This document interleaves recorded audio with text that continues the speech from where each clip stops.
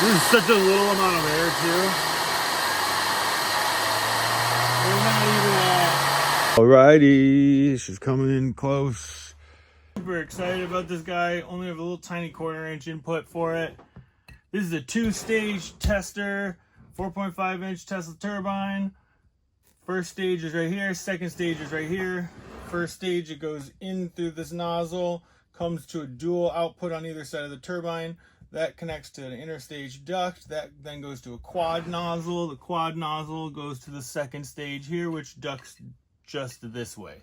So there will be some thrust on the shaft, but it's not that much at this moment.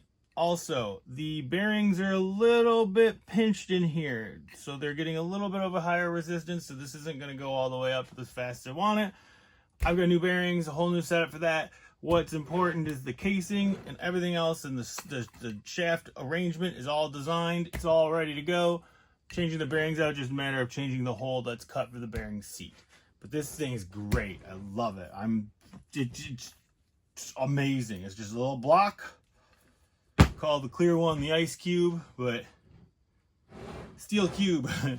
2-stage Tesla turbine, first stage, second stage. You can see she's not as free spinning as I'd like. I need to add another spacer in here for the bearings.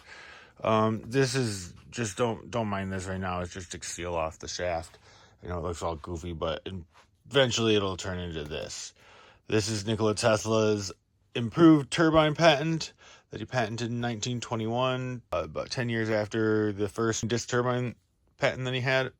Basically, fuel tank, compressor, fuel squirt gun, combustion chamber, turbine. Exhaust of the turbine goes through a boiler. The boiler makes more steam. Steam from a plant also can be mixed in. You mix the steam with the combustion jet to cool the jet before going into the turbine so it doesn't overheat the turbine. Instead of having to push more air in and use more energy from the shaft, you use the lost heat from the exhaust of the turbine to produce the cooling fluid for the jet, combustion jet. So more efficiency. Dual nozzle in. This is the rotary steam regulator, so it controls the RPM based off of a fluid flow going through. It's a rotary valve.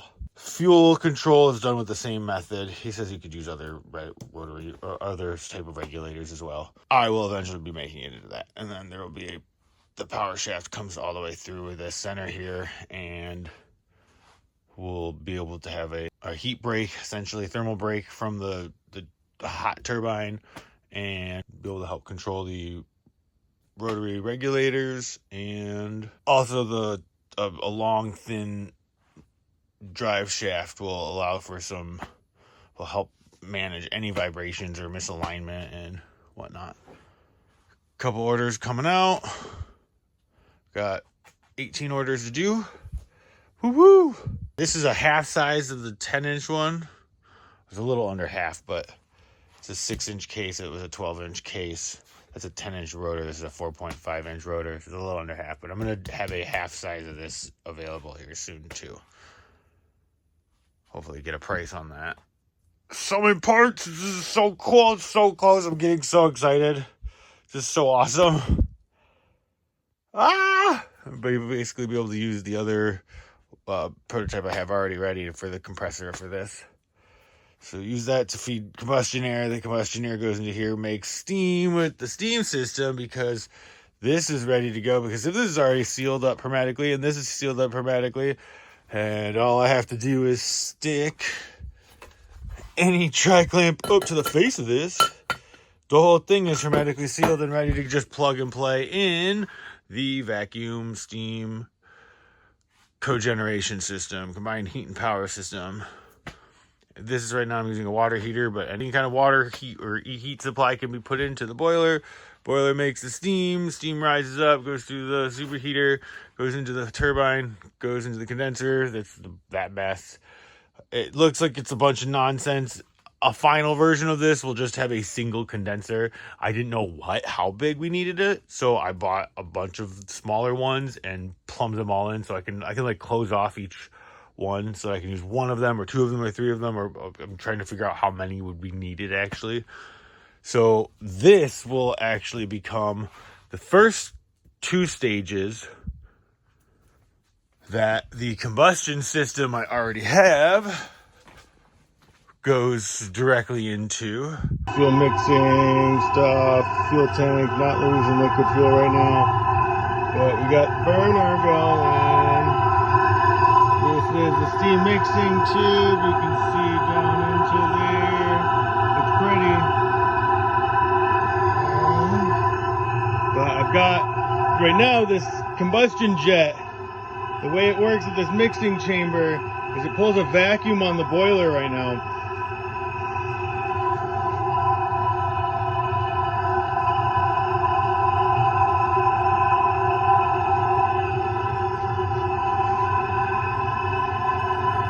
Kitty! All the bubbles!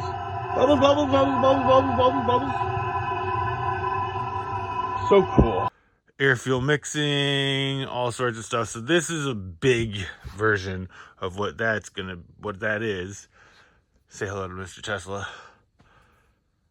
So I'm gonna miniaturize that again into that further, but I can use that already right now directly to plug and play to this. And then this will exhaust to the input of this.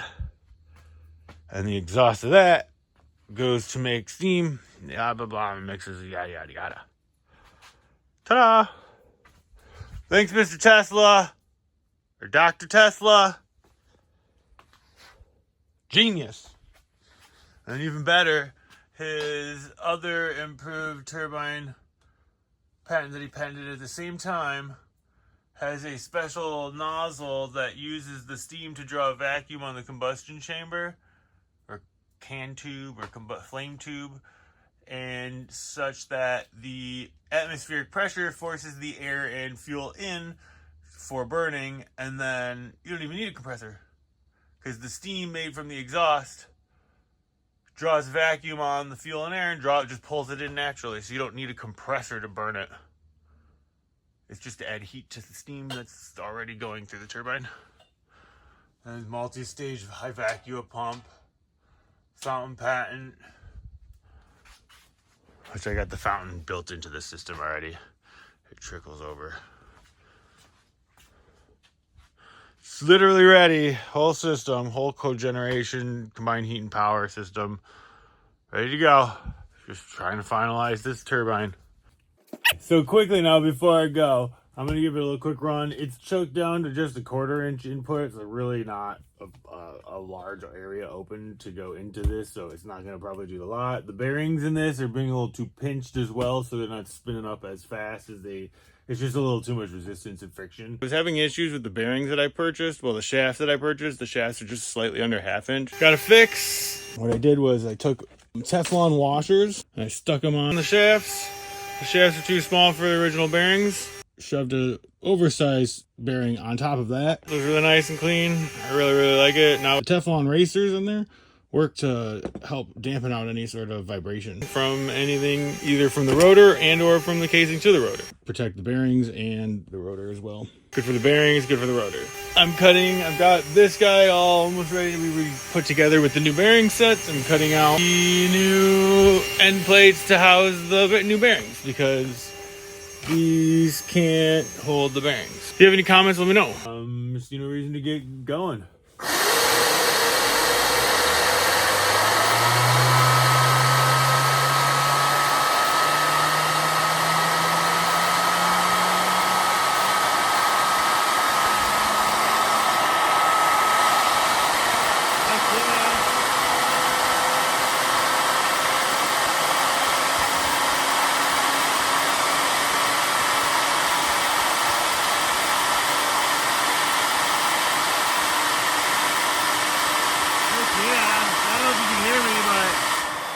Can you hear me now? This thing is really quiet. Wow. I can't wait to get the new bearings in there. These ones are much nicer.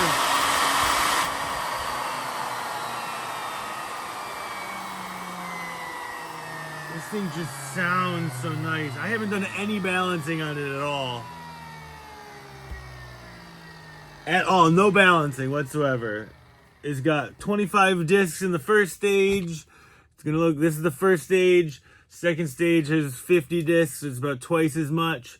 So this rotor is at least 3 times as heavy as one of these. And so this guy races up with just like a medium amount of input air. And then again, this is very choked off to a 1/4 inch. I've got some videos of me hitting this one with it. It's got a full dual 3/4 inch put to this. You ready to hear this thing roar? We're at 0 RPMs. This will give you the frequency. I've got a piezoelectric element that's just underneath the back here. So it's just going to get the vibration of it. That'll give us a decent RPM measure. You ready? See if I can turn it so we can see that a little better.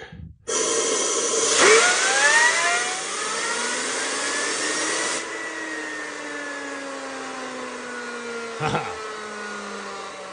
I'm gonna need to tighten up the disc stack, but I'm gonna hit it right at 100.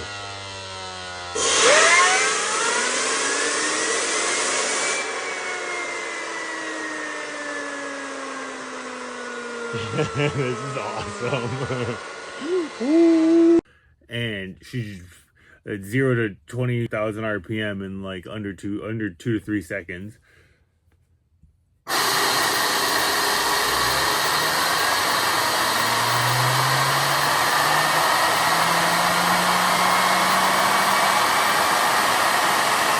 That's so cool.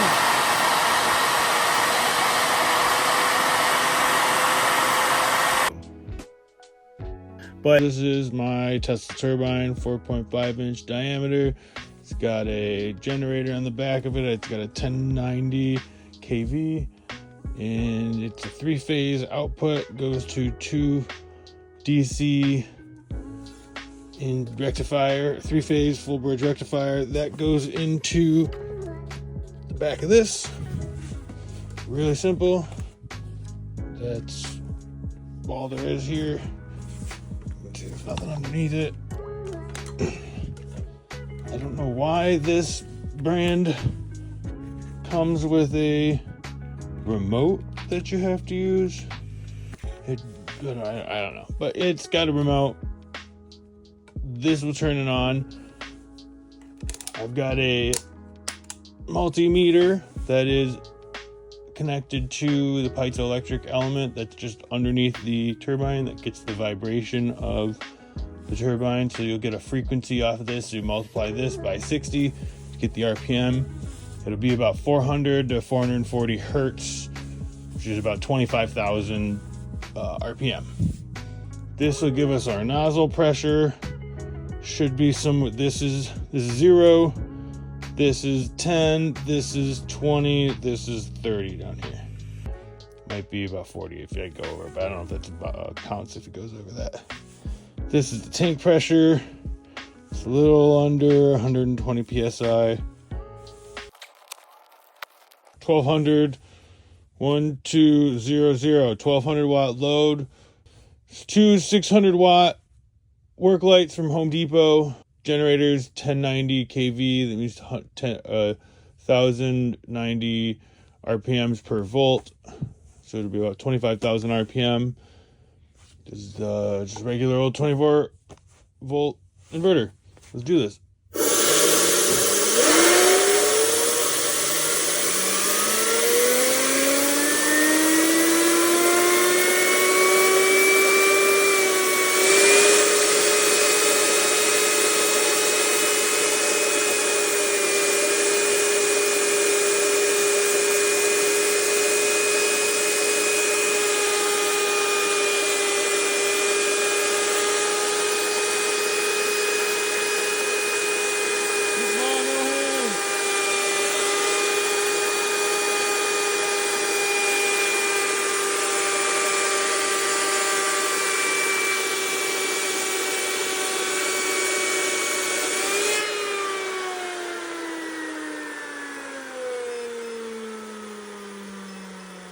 That's pretty good, actually. That's the best. That's the highest power I've ever done on this little 4.5 inch turbine. Yeah, it just sounds great. Come and spin it down now, too. I mean, I don't know. I think there's a little something in there. I think the bearings there's a little misalignment on the generator a little bit still, but that was great. 1200 watts. I mean, this thing didn't even struggle to do it either. I mean, a little more pressure than I'd been using on the other stuff, but oh my God, I feel like this could go higher. I thought this would be the limit and would be struggling, but this could go higher. Heck yeah, let's do it. What is the next one?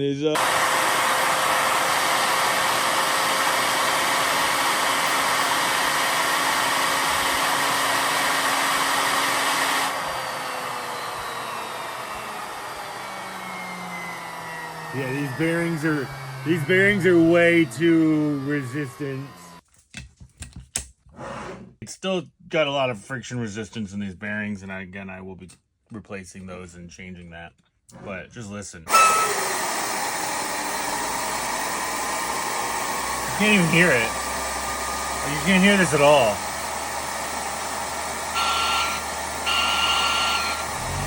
You can't hear a damn thing.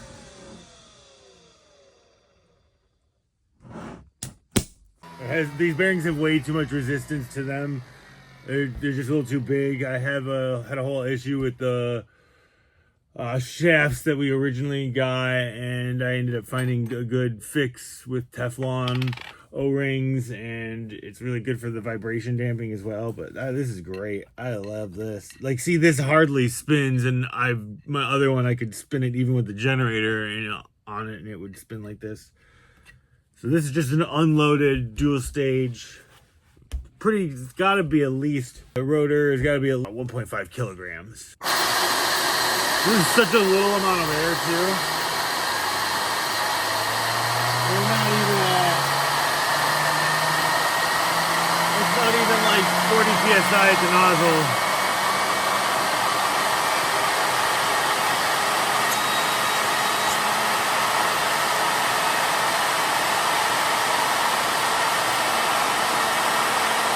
Yeah.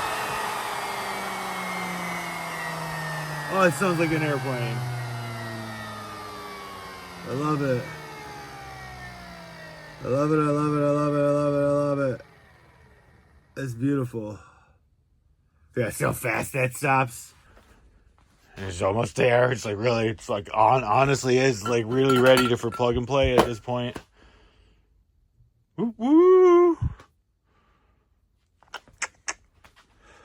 Say bye, Dr. Tesla.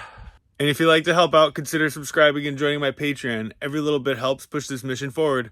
Really appreciate it. Thanks, everyone. Michigan Tech. Woo woo. Tester energy.